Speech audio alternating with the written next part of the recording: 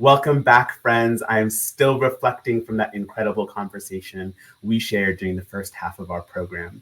But I am equally just as thrilled to offer connection through the stories of our elders. The Coming To Elders are resilient activists and members of our community whose stories illustrate the symbiotic relationship between past and present.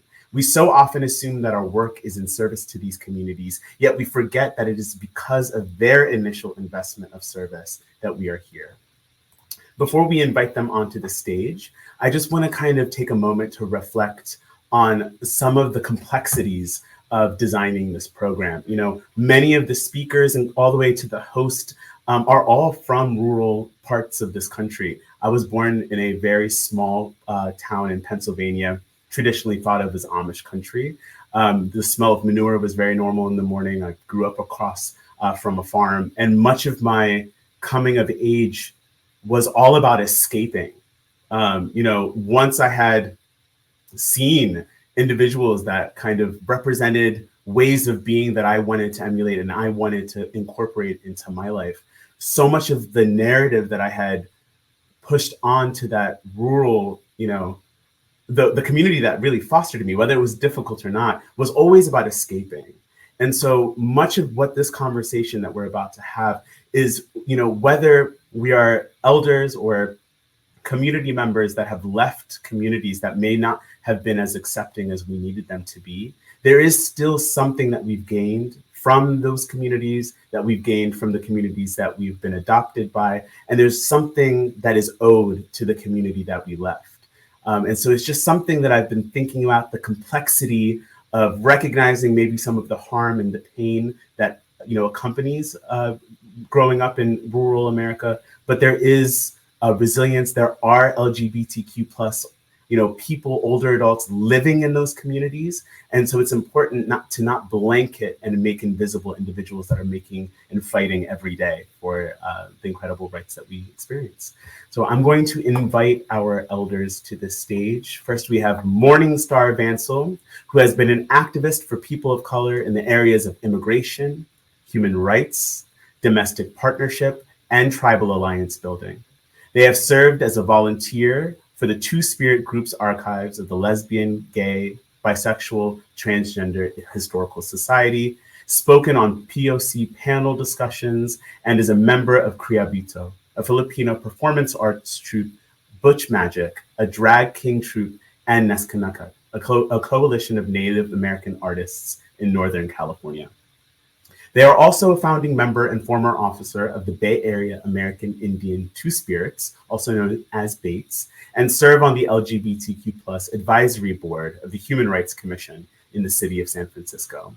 Welcome, Morningstar. And we also have Freddie Kendrick, who is a Missouri-born San Francisco resident who has been a vital and active member of the Openhouse community. He is a minister of both church and people and facilitates programs within the community. When we asked for a bio for Freddie, he humbly answered, "I am who I am." So let's get to know who he is and welcome to the stage, Morningstar and Freddie. Hi, y'all. Welcome. It's so good to see you. Always good to know you because this has been an ongoing relationship. But we're going to kind of dive into both of your stories. I'm going to kind of alternate between Morningstar and Freddie, and I'm actually going to go ahead and start with Morningstar, if that's okay. Yes. So Morningstar, I kind of want to start out a little bit with understanding, your origin story. So like, where were you born? What were those early years like? I was born in the Philippines because my father was stationed there. And that's how my dad met my mother. I'm part Filipino and Papua New Guinea and also Native American. So every school day I'm in the city, but I work in the farm during the summer. So my family owns a farm. And I came to this country in 1984 during martial law. And at that time, uh, everybody that speaks up gets killed. So we have to leave the country. So I was in Canyon City. That's suburb of Colorado. was mostly Department of Correction, prisons, and nursing homes. So either you're a correction officer or you work in a nursing home as a nurse's aide. I worked as a nurse's aide and I did not make good money. So what happened, I took a civil test and I work in Greeley, I work on Brighton, Colorado. It's called Adams County. At that time, I was in the closet because at that time, if they find out you're gay, they can fire you. So I was in the closet, so that I can make money.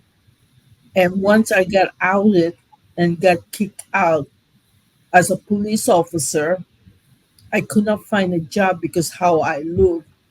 And that's how I end up in San Francisco, California.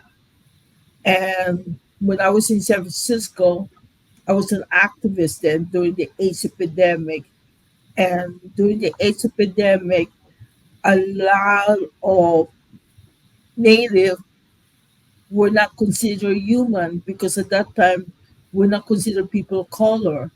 So I was taking care of them during my spare time. I work a swing shift, so in the morning I come to their houses and I clean up, I cook breakfast, and I take care of them because they didn't have insurance either. Then I go to work, and by 12 midnight, I'm back again to check up on them, making sure they're okay. But we did this with several homes with Randy Burns, who's the founder of Gay American Indians. So, so I was a Human Rights Commission. That's a different story. When I Mhm. was in Human Rights Commission, it was just gay, lesbian, and bi. There was no queer, no transgender, or nothing. So it was chaired by Cecilia Chong, who is a trans woman, and at that time we also have intersex in our community. His name is David Cameron.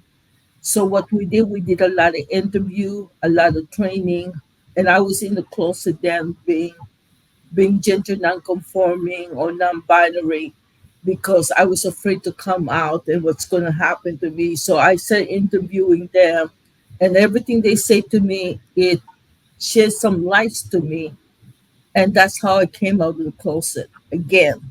You Yeah. know, I was a lesbian, and I came out of the closet as a non-binary. So that's my story. Yeah, and so many people, I mean, that's, so many people go through multiple iterations of coming out.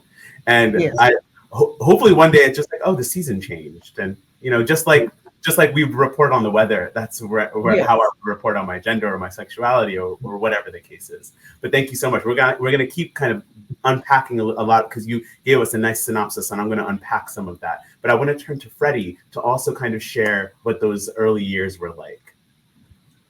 Hi there. Thank you for having me. I'm from St. Louis, Missouri, as you know. And for myself, for those as part of the baby boomers, my family knew about me when I was really young. And like I said, the baby boomers, that commercial with the Coca-Cola lady would come out in this pretty blue dress and she'd dance around the pole and she'll bring out the RC soda and stuff like that. Well, me and my little smart self took the umbrella and made me a little skirt. And I came out swinging around with a little broom, doing a little commercial. And my family said, Lord, we already know what he's about. But but during that time, everybody was like down low, hiding or way past down low in St. Louis, Missouri, from my area of town. And for me to let my family know about my lifestyle as I began to get older and older, they was nice about it, but there was people that was not too nice about that. And I had to stay hitting me for a while for myself, for my family. Certain things you could do. I used to work in the hospitals, and I couldn't let myself be known as gay, Yeah. And when the men talk about certain things, yeah, you're right, man, it looks good. And I'm like, yeah, I ain't even interested. But but to have a job and to be a part of that area, and in my part, in my town, you couldn't let nobody know that you are. You know, but my family, we had just one big time together, and I came out. I called the family together one day, and I was like, "Well, I have something to tell you all." And they're like, "What?" And I was like, "Wait till everybody get here." And I bought everybody their drinks and all that stuff. And I was like, "Okay, everybody here?" And they said, "Yeah." I said, "Well, I called you all here together to let you know that I am gay." And they said, "Oh boy, we thought you were going to tell us something." You know, because we all knew that already. But like I said, but out in the streets, I could not have done that, you know. Yeah. If you go out and drag or something, police will chase you. If a cab calls, seen you, they'll call the police on you. And they all chase you down. You have something to get beat up walking to school, leaving school. You know, that's the thing that you could not let other people know other than your family what you were. And then most of the family always be worried about you because sometimes that femininity just comes out without you. You know, you been trying to pull it back, but that's switch popping in a minute, you know. And it's the thing that we have to worry about our neighbors finding out, or what the older kids would do to you, try to jump on you, beat you around the corner. You couldn't go to the store, you know. And by me being raised around a bunch of women, that was kind of hard for me to go to stuff sometimes for them because, you know, sometimes they needed things.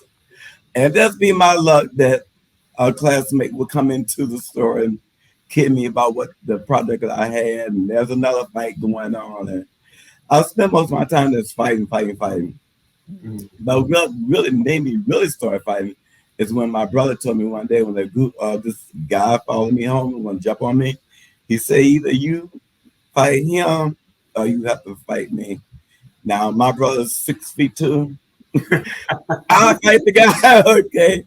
Because this is how my life was. You know, I had to do what I had to do. But then my great aunt told me, baby, nobody can control your life but you.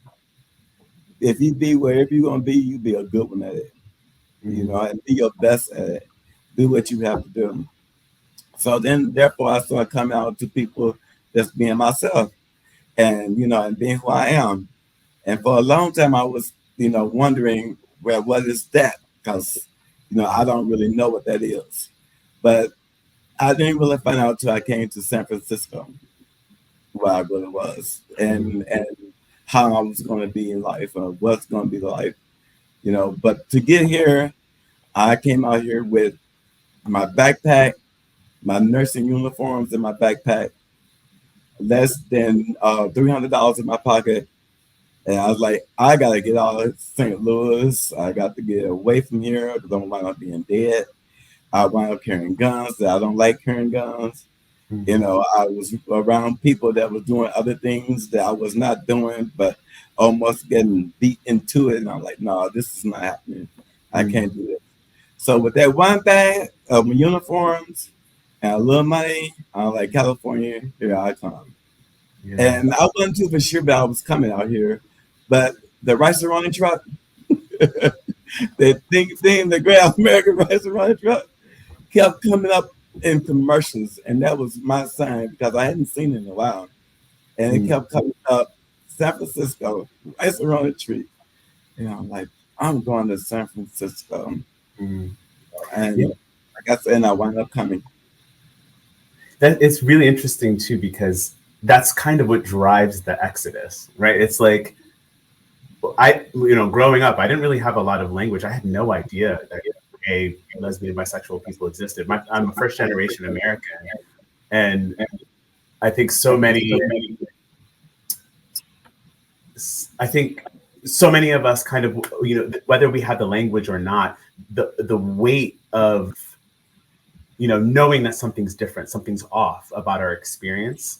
And then when you kind of see for the first time people existing and being, excuse me, in a way that, you know, I had never understood that can exist. That's kind of what drives that exodus. And similar to you, I packed my bags, and I think 2 weeks later, I was in Philadelphia. I just got up and left. I think I was like 23 at the time. And so it's really interesting, that common thread that a lot of people have, that natural instinct, like, there's something weighing on me about the way that I exist here. But it is beautiful to hear that your family was so supportive. Yeah. Yes, they really was. Yeah, that's really special. That's really, really special. Morningstar, I'm going to come back to you. You briefly kind of jumped through being born in the Philippines and then moving to the States and moving into a rural community. I would love to hear what that transition was like, unpacking that a little bit. What was that transition like, moving into that community coming in from the Philippines? First, it was a culture shock for me, because I don't see anybody who looks like me, who's different like me. It was mostly white people in there, and a lot of them are straight, you know. And like I said, I cannot come out of the closet because it was against the law then. If they find that you're gay, they have the right to fire you. So I had to be in the closet with them.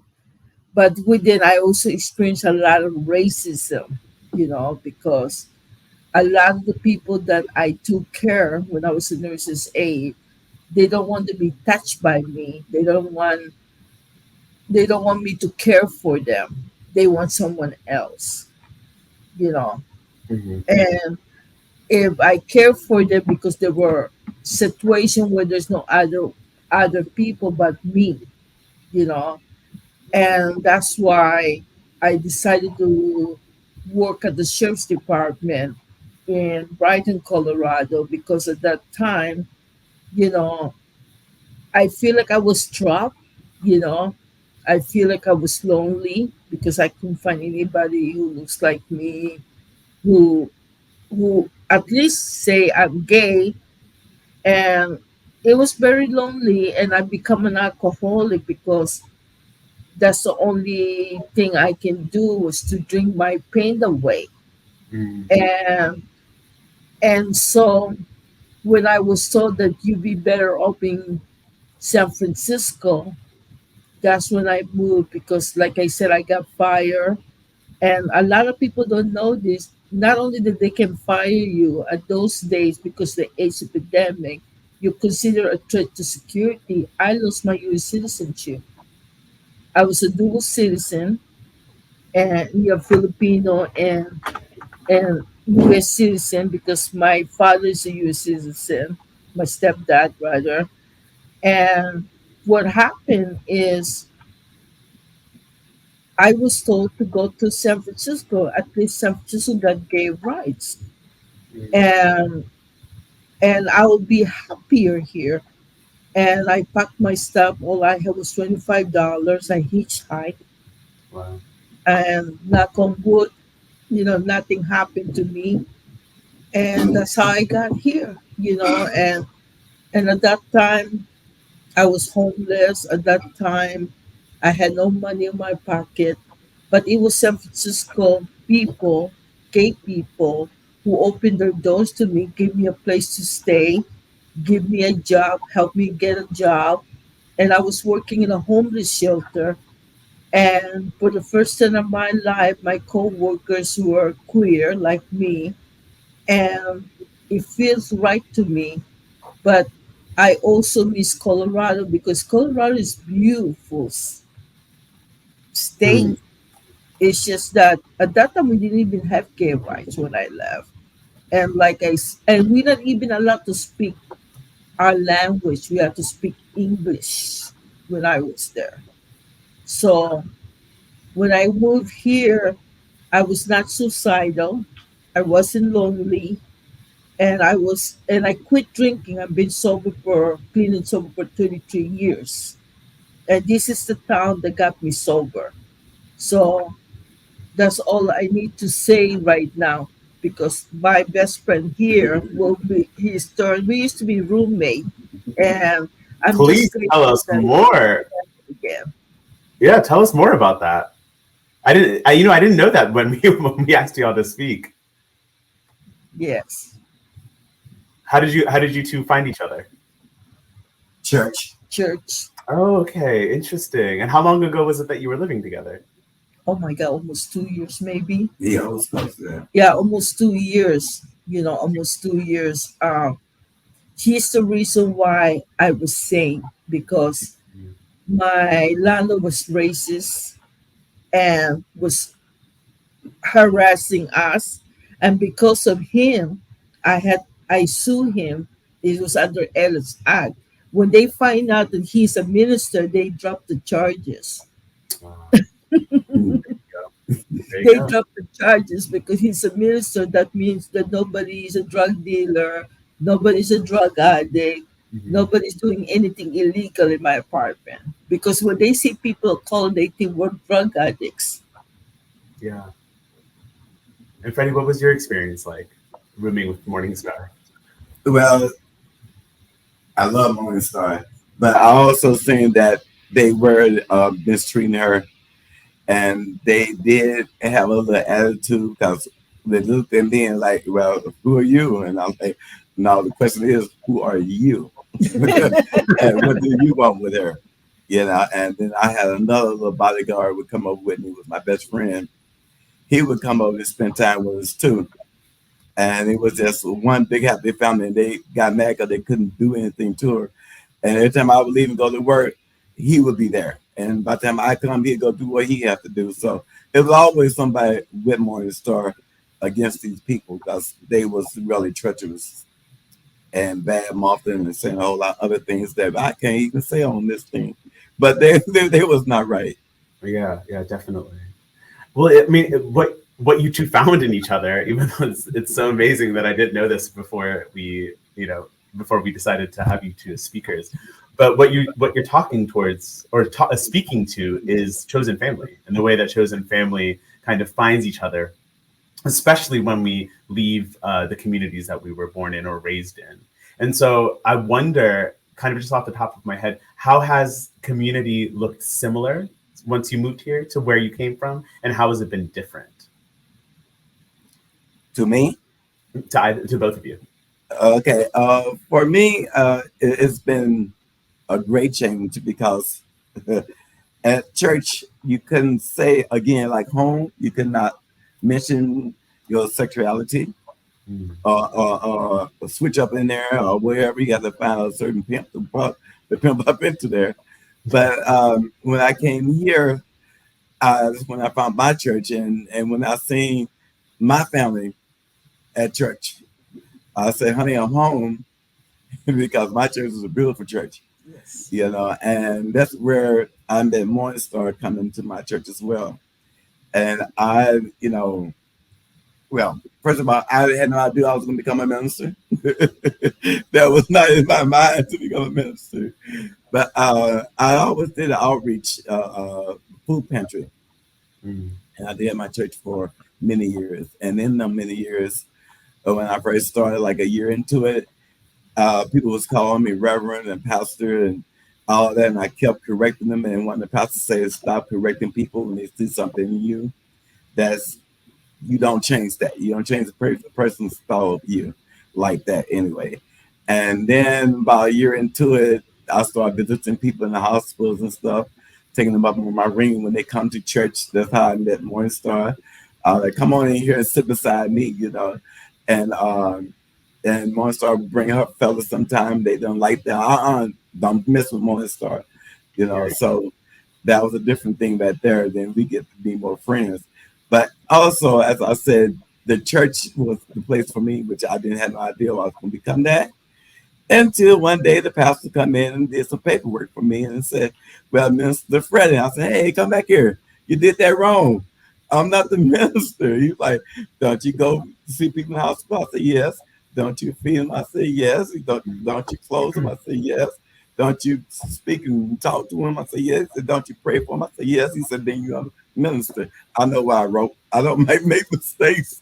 Ah, I'm like, okay, I got you. I got you. yeah, And then I became a minister of that church, which my family flipped their wig because they had no idea I had became a minister. they were like, we Oh, could tell you you're gay, but we could not yes, have I'm known gay. I'm a minister. you were Okay. going to be minister. So, so that's how we got together. Yes. Yeah, what an incredible role to inherit, but it does speak to the fact that you just naturally were holding this work, and so Yes. that's really, really special. Yeah. And then Morningstar, for you, the similar question, chosen family and the way that it might look like where you came from, or might be very different from where you came from. And it could include within Freddie, but then also the wider chosen family that you've built here in the Bay Area. I went to my first Two-Spirit gathering, and that's when I see a lot of people with different gender identities, wearing regalia and stuff, but it was different. It was ceremonial. It was spiritual. What I found in Freddie is spirituality comes in all color, spirituality comes in all gender. Mm. And now we have Two-Spirit powwow debates. That's how we got that idea from the Two-Spirit gathering. And now, at first, they didn't want to come. Straight people didn't want to come. They think it's only for gay people. We said, no, no, no, everybody's welcome. Everybody's welcome.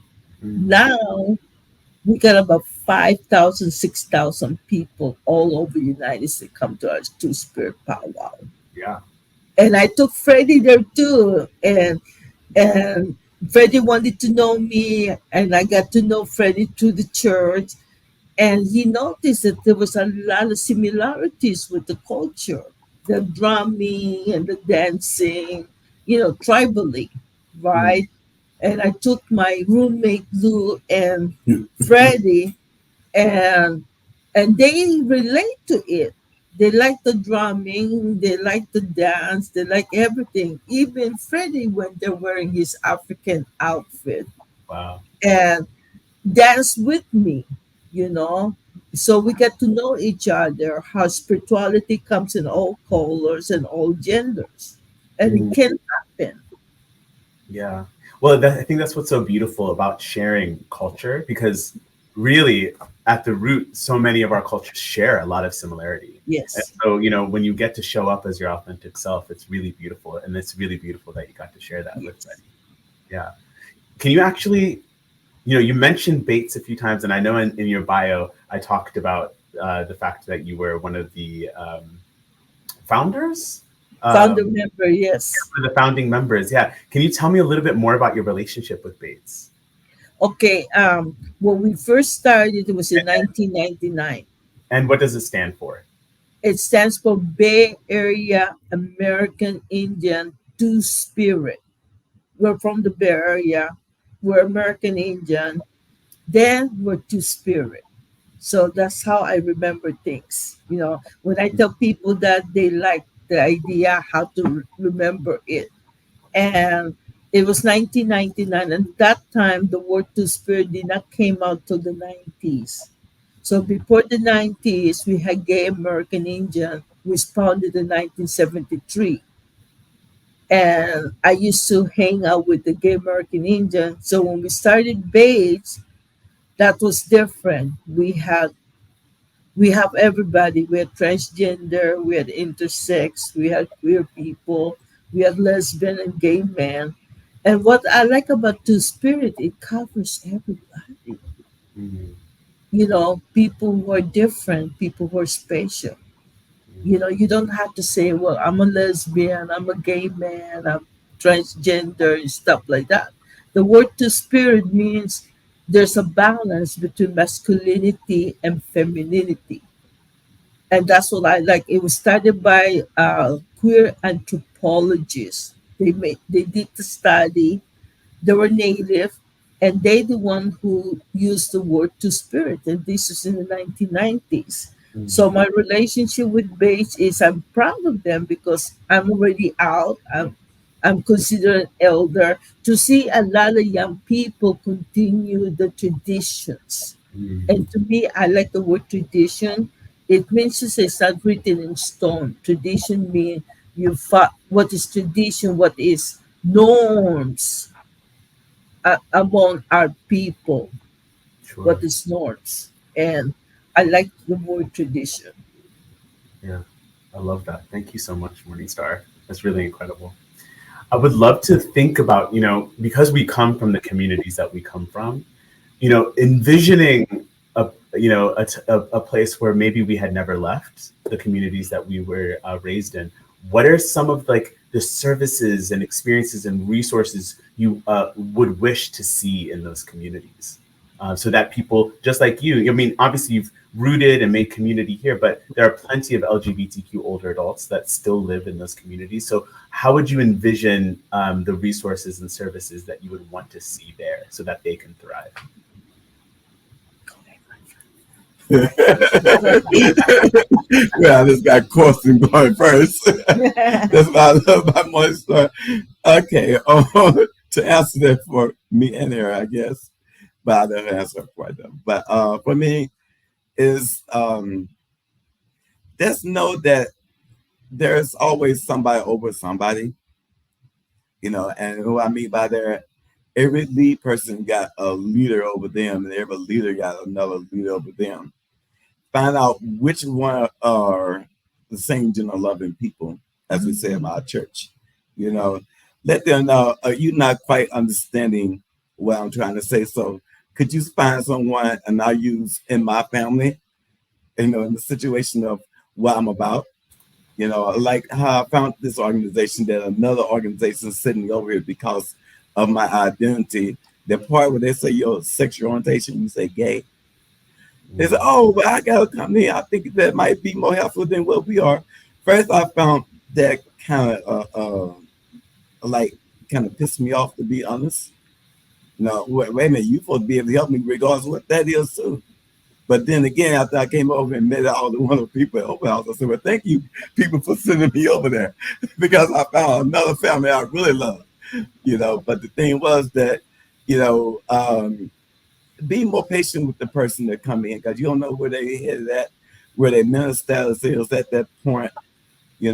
Be more patient with the seniors that might walk in, because they might have one thing on their mind when they come in, but when they get there, it might be something else might came to their mind. They might speak about, and then don't think, okay, because I'm here, that I don't know where I'm at that could help me, because somebody above that, somebody sent me here. So you have to look at these things, and then you have to realize that I'm just not here just to be here. Something got to be going on for me to be here. Whether it's housing, I say mental health, just need somebody to talk to, or find a counselor. Maybe you can point me to a counselor or a therapist that might can help. Just don't shoo a person away, and then don't be judgmental on how they dress when they come into the place. Don't be judgmental on the appearance that you might see at that particular moment. Because I got turned away from a priest one time due to how I was dressed, but I had this guy here. I hadn't had time to find a place to change clothes, and he turned me away. But when he turned me away, I found my church that didn't turn me away. Then I found people that would help me, point me into the right way, or which way to go. So when you meet people in the community that's coming into a place for help, let's be mindful of how you address and how you speak up to the person, because then next person might just want to be your supervisor. You never know. Because when I became a minister and I was able to wear my collar, I went back over to that pastor or that priest and said, "Thank you for turning me away. I found my home." And he looked at me, and I got a collar on my cross, showing like, yeah, I'm the one you turned away. So, yeah, keep mind that. Amazing. Thank you so much, Freddie. And Morningstar, what about you?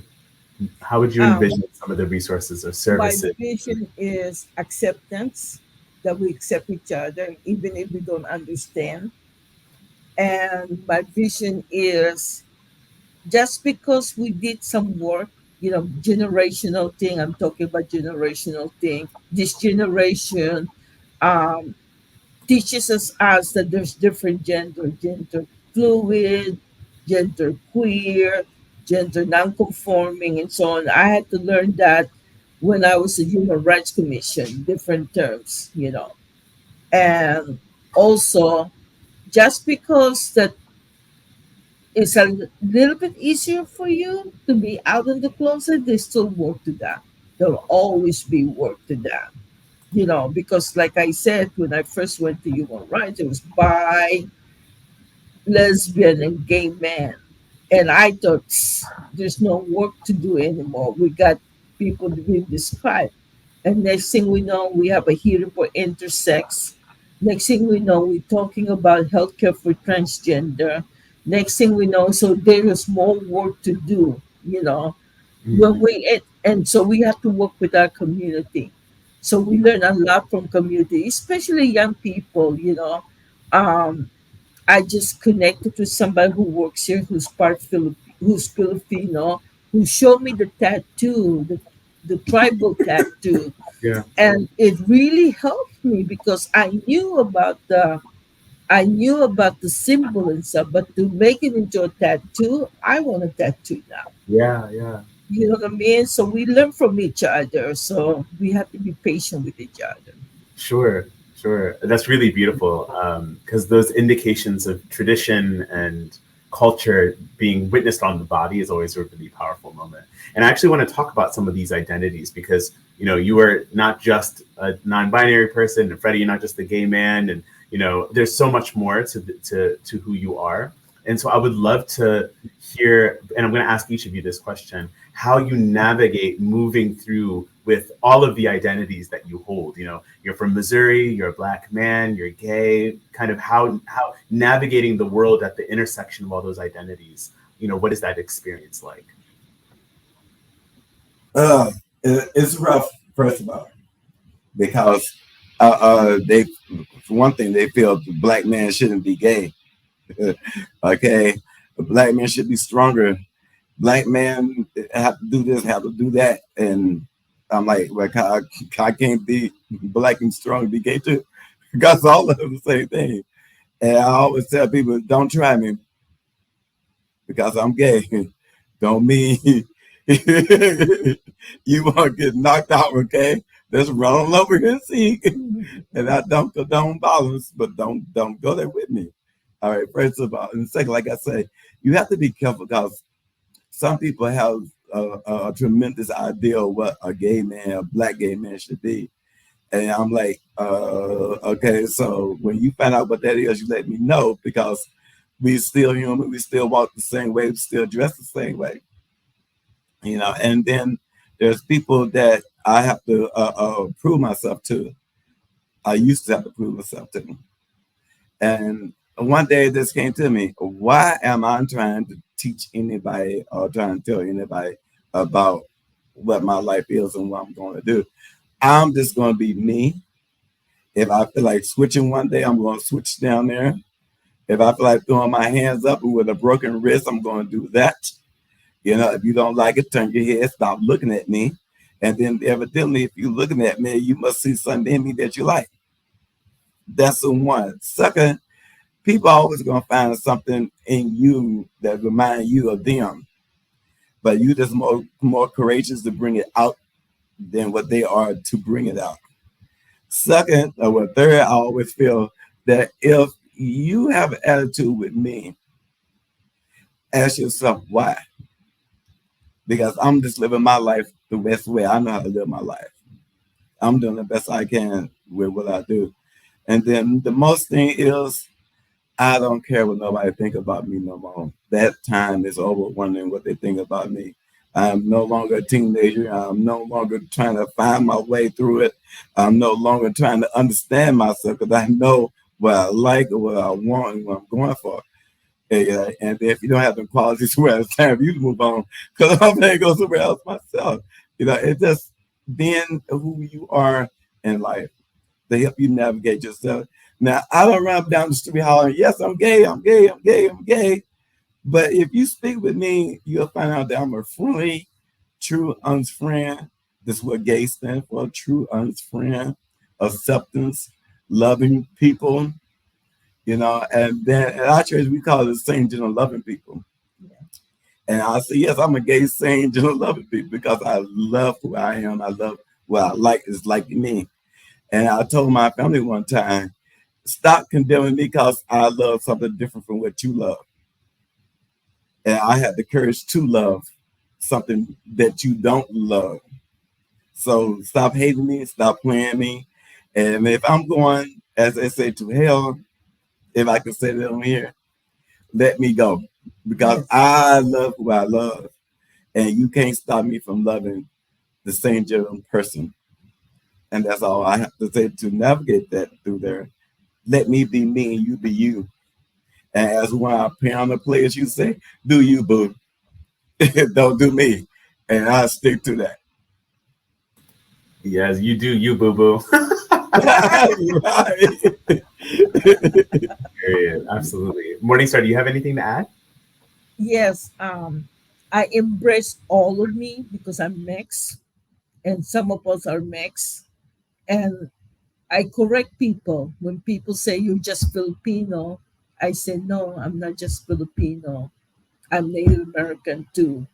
And the reason I say that, I went to a lesbian conference and I was one of the speaker. At that time everybody knew I was Filipino. They did not let the Native American in because they don't consider them people of color because they were born and raised in this country. So they don't consider them people of color. And I had to come out and say I'm part Native, I'm Two Spirit. At that time they didn't have the word Two Spirit. I just have an American Indian, and I went out and protest with them. You know, to me it's important to embrace all of me, Yes. and and that's how I learned to love myself and not hate myself. Mm. And even the way I dress, you can tell it's all mixed. So, and I let people know that I'm mixed, and and I'm complete, and I'm proud of who I am. Sure. That's really beautiful. Yeah. Every aspect of you deserves to be celebrated. All of the intersections of identities that you are. Yes. Absolutely. I went back to Pennsylvania. I think this was like a month and a half ago for the first time in a very, very long time. I left as soon as I came out. And, I mentioned that I'm a first generation American. I think my parents just showed up in that part of Pennsylvania, in rural Pennsylvania, specifically because it reminds them of home. Like it reminds them of my mother's village, just the earth and the farming. And so I went there and I'm just now, reestablishing connections with my biological family and kind of reconnecting, and we're doing a lot of healing, and it's clumsy and difficult at times. But I remember I was walking through a part of the town that brought so much nostalgia. I was actually in tears at the time, and I looked amazing. I was wearing my headscarf. I had a little bit of makeup. I had really like gold foil nails, and I stood out. It was like stark how really apparent it was that I was standing in this place. And I went into a thrift store, and a young person just saw me and was like, you look amazing. This is so cool. And I saw in that moment that there was something really important. What if you know, what would it be to be visible and to be, there present in a community like that as who I am? And how powerful that is, because there are so many people that kind of are looking for that individual to see a way of being that they've never seen before. And, Freddie, you had mentioned a little bit ago how powerful it was that Pride had just been established. The celebration of Pride had just been established in Missouri. And I'm going to ask you something similar here in a moment, Morningstar. But what does it mean to you? You've been removed a little bit from Missouri for some time now. As you're seeing progress, what does it mean to you to see elements of kind of, hope for the liberation of LGBTQ people in those communities? What does it do for you to know that that's happening now? Well, I'm pretty sure that it has gained a lot more now.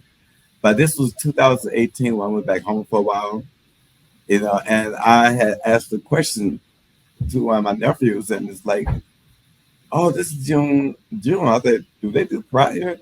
He said, yes, they do. And I was like, what? Get out of here. They're like, yeah, we do Pride, but don't go down there because it's dangerous. I said, why is it dangerous? And I guess because it's the same thing of every other, I guess, city, state, country.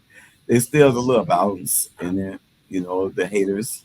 Should I call them the non-participants people? But it was like, yeah, we still got it down there. I said, well, first of all, I'm not going. Thank you for, protecting me, telling me not to go down there. Okay, but Uncle wasn't going. But it's just the idea that there's things like this opening up now, and people is not hiding their sexuality anymore, that they're gay or straight or lesbian or whatever, non-binary. That it's begin to be more open now, and um, certain churches is now beginning to open up their doors for gays too as well, and and just being more open with this, being who you are in your hometown, trying to live and trying to enjoy yourself as a human being, doing what you need to do, as on church parks or whatever. I remember a time down there you couldn't walk down the street holding hands, without getting something thrown out the car at you or getting called that famous word everybody loves, which means a cigarette. But anyway, it's just like, you know, you don't have to go through that as much as you did when I was coming up there until I came out here. So it was a great feeling to hear that it's still there. And make me kind of smile and say, okay, maybe when I go back and carry my partner with me, if I have one. But anyway, carry my partner back with me to really hang out now. We don't have to be afraid to embrace each other or to walk along the street, and recognize each other being partners and lovers and stuff like that. So that would be great if that can continue and grow even more respectful than what it was. So, like, again, it's been a while, so it may have. Yeah, absolutely. Thank you so much, Freddie. That's great. That's really, I would love this full circle moment where you get to go back with your partner and just be exactly who you are in the place that you grew up. Morningstar, what about you? What comes up for you when you think about the progress that is being made in rural communities? Even from the panelists that we had this morning, they were talking about incredible work. So how do you feel about the growth? Well, first of all, I worked with my family. I didn't talk to them for 20 years, because I was not accepted for being queer. And now my mother is dying. She got another 2 months to live. And she wanted to see me. And I said, let's not talk about the past. What is the argument about? You know, let's talk about today, this moment. She had dementia. And I am grateful they accepted me. I am grateful. The most important thing is your family. I'm grateful for that. But I noticed that in Colorado now they have Pride event, you know, and I was there about 5 years ago, and what I didn't like was the gay bar. When I went to the gay bar, they said that illegal is not allowed. And they don't know the difference between a Mexican and Filipino and so on. So they thought I was Mexican. They keep asking for my ID even when I was lining up to go to the bathroom. So there's still racism in our community, LGBTQ community. So we need to work on that. So there's still lots of work to do. But I'm grateful that in Colorado, especially Denver, they got gay rights. But the rest of the country in Colorado, I was told there's no gay rights. So it still have a lot of work to do, but it's a little bit better that I can breathe a little bit. Because before I had to be in the closet to protect myself, because a lot when they talk about gay people, I remember them having the Pride event. Next thing I know, over 100 people who are queer, who are gay, who is lesbian, and so on, non-binary things, transgender, got beat up because they're out of the closet. So we still have a lot of work to do. So I can't wait to go back to Colorado to see what I can see. But like I said, I can breathe a little bit. And when I was there, I cannot breathe. It was hard for me. Yeah, definitely. Yeah, sorry, I just realized I was muted. I really appreciate the element of healing that must have brought you to be reconnected to your mother in that way, even if it doesn't mean that everything gets to be addressed, but that moment sounds really powerful, and so I just wanted to recognize that. That Yes. sounds really incredible. What when I think about, because there are LGBTQ older adults all over this country and still living in rural America. So as far as the older adults and younger LGBTQ people growing up in rural parts of America, do you have any advice? Do you have any kind of moments? And you can even turn that inward, maybe reflecting back to your younger self and some advice that you would give yourself. And we can start with Freddie. Okay, I would say acceptance. Yeah, we need acceptance. And also, young people need to, not just elders, we need to work together and change the law, change the laws in our country, just like when they did the domestic partnership. And I was at Human Rights Commission when we did the domestic partnership because we're taxpayer. We pay taxes too. So, and I remember when a lot of gay people couldn't even get married. Now we could get married now. We can be we can be part of the straight community where they have family, they got pets, they got house together. And I'm hoping that that's going to happen. And I knew it's going to happen as long as next generation are working with us. That's the only way it could happen if we work together. Yeah, beautiful. Thank you so much, Morningstar. What about you, Freddie? Well, from now, I can say we all just need to work together. Stand by each other, the best that we possibly can. It'll be by, phone, emails, texts, however we get in contact. If you need some help from somebody, don't be afraid to open your mouth and say, I need some help.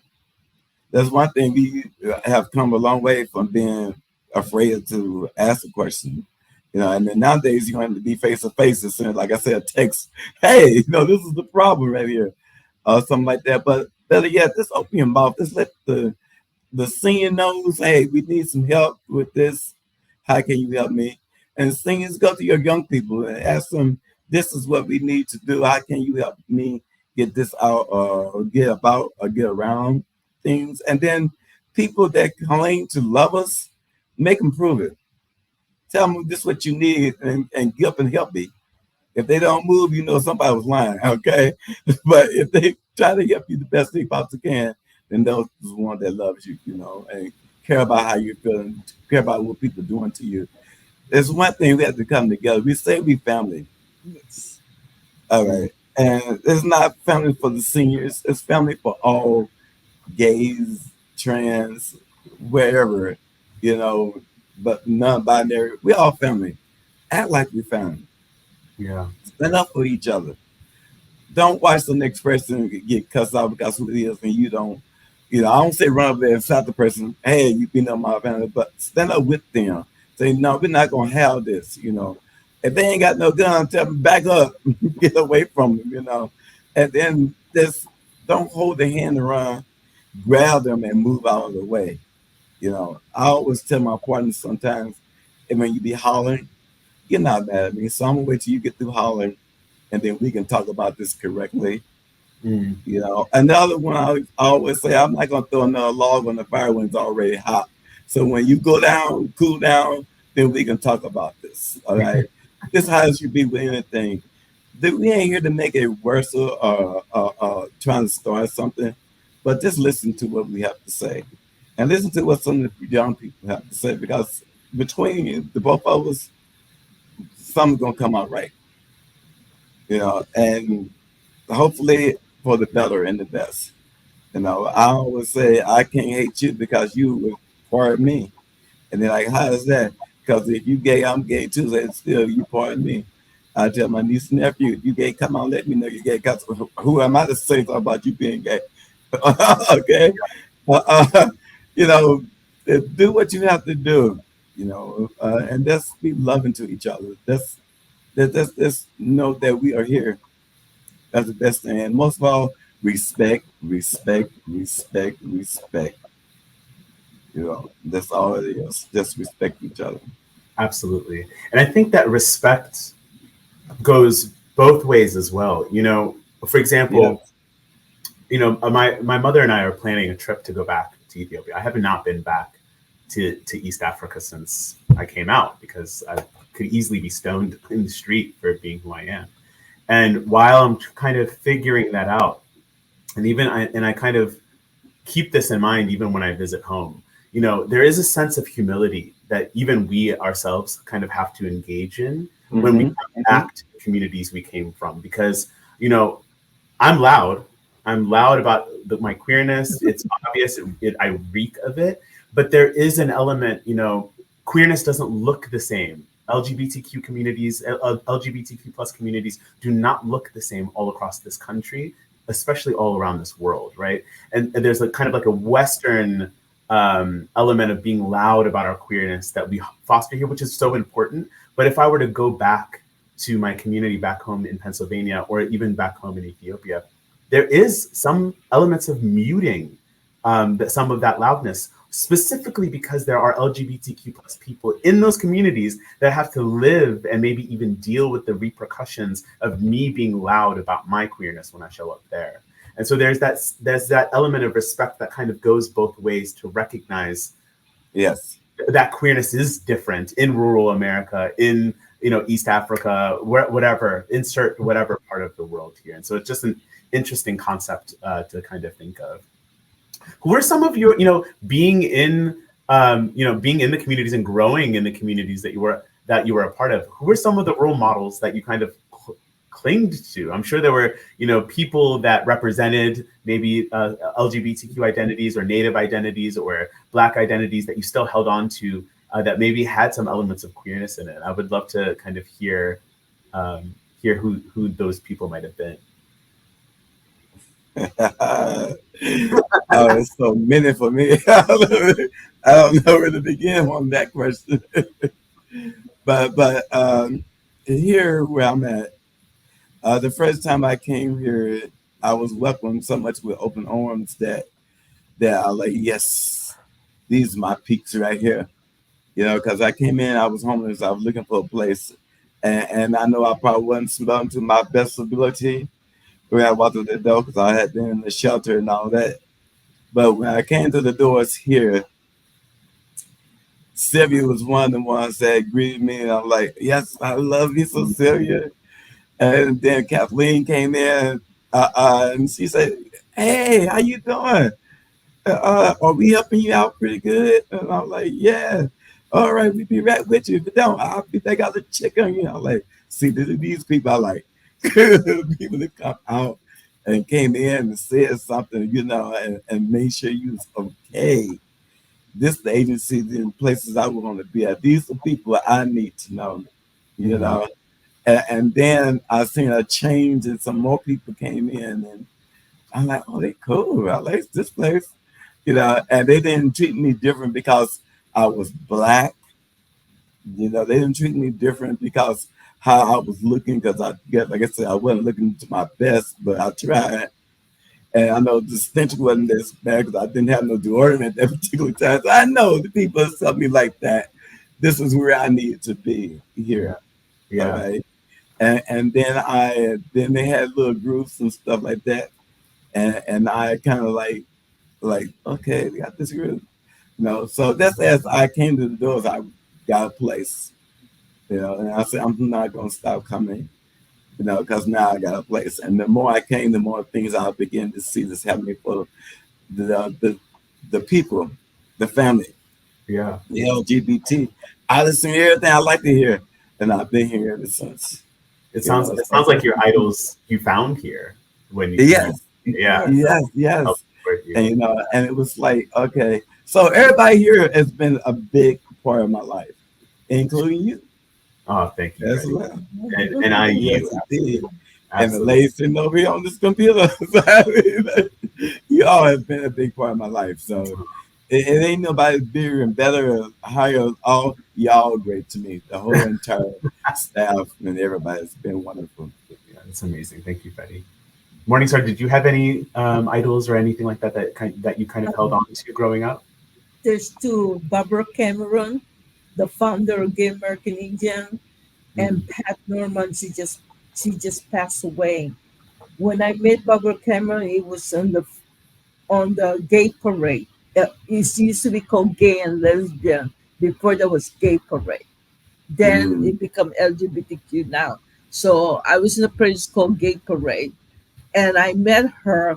First, she looks like me, the face, the shape of the face and stuff, and she's short like me, And I said to myself, "Who's this lady?" Because I grew up where only white people can be gay.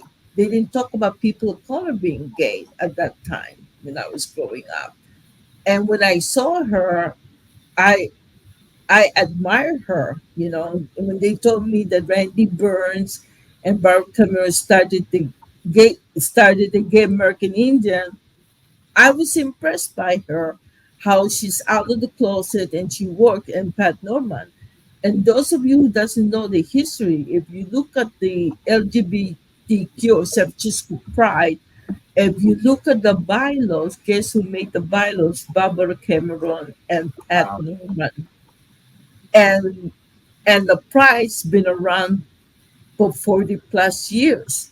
That says a lot. Their idea is in the bylaws, you know, and and I was impressed by that when I was at the Pride, San Francisco Pride. I was impressed by that. And because they were my role model, they talk about diversity. That's why I always fight for diversity. They talk about being a role model. Just to be a role model, you have to be authentic self.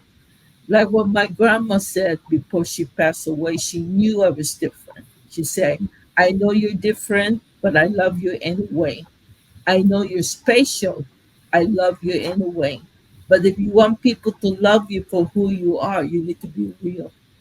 So Yeah. I'm real to you, and I'm real to all my people. And I like open house. That's why I always come here. Actually, people thought I live here because I'm here every day. You know what I mean? It's very true. It's very true. Listen, we're getting a plug. We are getting a plug for Open House in this conversation. Um, Morningstar, I actually have a question for you directly from the audience. So if you need a Yes. couple minutes to answer after I Okay. ask it, that's more than okay. But the Okay. question is, hi, Morningstar. What would you say the differences were that you experienced being queer in the United States versus in the Philippines? When I was queer in the Philippines, they focus on gay men. They have beauty pageant and stuff. Usually, the lesbian are kind of are not on the forefront. Mm-hmm. It's almost like if they know we're gay, they know we're out, but they pay more attention with gay men. So when I came to America, I had the same experiences, mostly gay men. They kind of forefront, but not just any gay men, it's white gay men. They always been the forefront. Yeah. And the people of color is always down below, right? So it's kind of similar experience. But what I did is I let them know in my present that it's not just white gay men, that there are people of color, there's lesbian, there's transgender and non-binary. The only way people can see me is to be out, to be everywhere. So as you can tell, I'm everywhere. You are. People will go somewhere, they said, "Morning, sir, what you doing?" "Oh, I know so and so." So I'm everywhere. Thank you so much for sharing that answer, Yeah. Morningstar. At the beginning of this conversation, we talked about how complicated the relationships can be from where we came from. And, even though, and I kind of talked about how we kind of blanket this kind of escape experience, but when we really take a closer look, those communities are still very important aspects of our lives, whether the wider community might not have been as accepting, for example, Freddie, you still have an amazing family there that was fostered in that community, right? So there is moments where you can think about what might be owed to the communities that we came from. And so just looking back, I would love for you to think about, maybe offer us an answer to, what do you feel we owe to the communities that fostered us? And we can start with Fred. Well, for myself, I think we need to put open house back in my community. For real. We need to go back and let the community know that there is a place that you can go. And as Morningstar has pointed out, because there's much work to be done all over. Mm. And especially for me, in my part of my town, this is like not in the high upper society and not the low society, but the middle class society. Everyone out there called needs to have an open house in each one of those because they don't know. Well, I won't say they don't know. I'll rephrase that. Some of them may not know the hurt that they have caused for people and the pain they have put on people. I was just fortunate that I have family to fall back on to tell me, hey, what you doing? Get up and go and do what you got to do. Our cousins will say, okay, we accept you no matter what because you blood. Everybody don't have that. And then some of my blood people have put me down, but the other one stepped in. So we need to just have them to know that we got a place somewhere. Find that place you can go talk to. You may not know right offhand, but somebody knows of a place like Openhouse there. And or LGBT center, because some of the places like it's in the shallow, and you don't really know it's there unless you go and ask somebody. But then again, if you go, like we all heard from many people, closed mouth don't get fed. Yeah. So you need to open up a mouth, find out what these places at, and get you some help, get somebody on your side, or something, because somewhere there's a place. I have to keep saying somewhere. Don't be bullied by bullies that know that you need help and you can't get around them. Push them ass. Find a bigger bully than what they got and go on through and find your way through. Yeah, that's really powerful. Absolutely. Morningstar, what about you? What do you think we owe the communities that we came from? Keep in contact with them. I do. I keep in contact with them. And sometimes they ask me questions, how did it feel to be discriminated and stuff? And I was honest with them. And I told them, we still have work to do. Don't give up. Like what Freddie said, closed mouth doesn't get fed. And there's going to be bullies. There's going to be bullies. There's going to be haters in our life. But find your place under the sun. Find your place. That's all I tell them. Find your place. And like I said, they did good in Colorado. They got gay parade, and to me, that's now it's LGBTQ parade. Now that's amazing to me that they even have that, And I congratulate them. She said, "You did more work than I ever did. I run, but I'm back. So if you need me, I'm right here with you." So we have to help each other out. Yeah, absolutely. It's really interesting, even because both of your points are about connecting and unifying, and even the idea, Freddie, of like, we just open an open house everywhere all over the country. And frankly, the model really can be applied. There is no reason that all of this cannot be replicated, but it's so important that individuals in those communities are empowered to build that for themselves, because at this point, having left, it's almost like, who are we to design that for them? But the entire cultural, humility framework there's no reason that an organization just like Open House couldn't exist in the communities that we grew up in. And, I feel like I can't escape this question either, because I also left, a rural community. And I really think about and reflect on my time since I left.